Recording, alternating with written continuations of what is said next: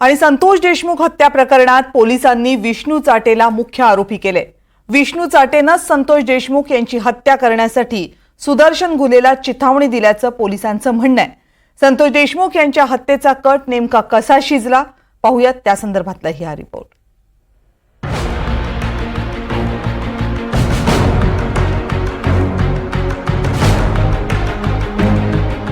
संतोष देशमुख हत्या प्रकरणात सीआयडीने विष्णू चाटे याला मुख्य आरोपी केलाय। विष्णू चाटेने संतोष देशमुख यांच्या हत्येचा कट रचल्याचा दावा पोलिसांनी केलाय।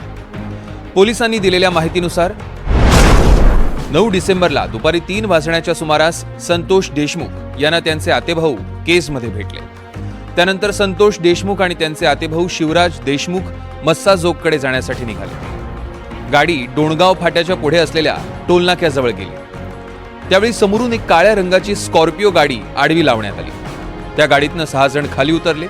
संतोष देशमुख यांच्या बाजूचा दरवाजा उघडून त्यांना काठीनं मारहाण करण्यात आली। संतोष देशमुख यांना जबरदस्तीनं काळ्या रंगाच्या स्कॉर्पिओत बसवण्यात आलं आणि त्याच वेळी संतोष देशमुख यांच्या गाडीच्या मागे सिल्वर कलरची स्विफ्ट गाडी सुद्धा उभी होती। त्या स्विफ्ट गाडीतही आरोपींचे साथीदार होते।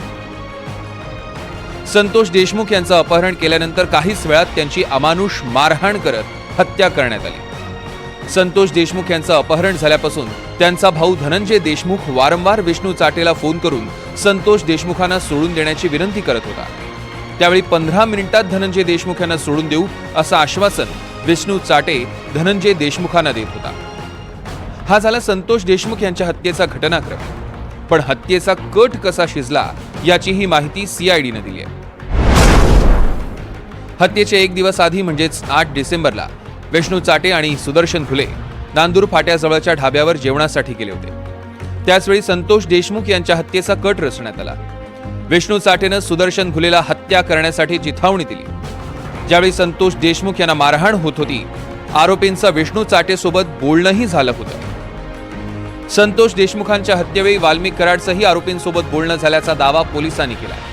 त्यामुळे विष्णू चाटेला हत्येचा कट रचण्यासाठी कोणी चिथावणी दिली याचाही तपास पोलीस करतायत। या पुढच्या तपासात आणखी कोणाकोणाची नावं समोर येणार हे पाहावं लागणार आहे। Bureau report, NDTV Marathi.